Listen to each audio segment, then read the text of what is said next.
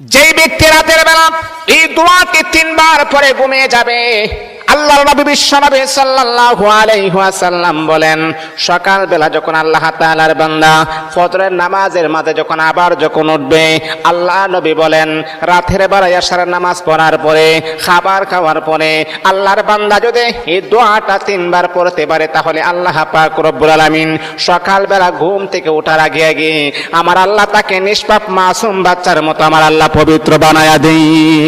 দোয়াটা সবাই আমরা জানি, আমরা সবাই কিন্তু দোয়াটা জানি, কিন্তু আমরা আমল করি না। দোয়াটা হলো আস্তাগফিরুল্লাহাল্লাযী লা ইলাহা ইল্লা হুয়াল হাইয়ুল কাইয়্যুম ওয়া আতুবু ইলাইহি লা হাওলা ওয়ালা কুওয়াতা ইল্লা বিল্লাহিল আলিয়্যিল আযীম। 3 বার যদি আপনি পড়তে পারি, ইনশাআল্লাহ আল্লাহ পাক রব্বুল আলামিন আমার আপনার জীবনের সমস্ত গুনাহগুলোকে আমার আল্লাহ ক্ষমা করে দিবে।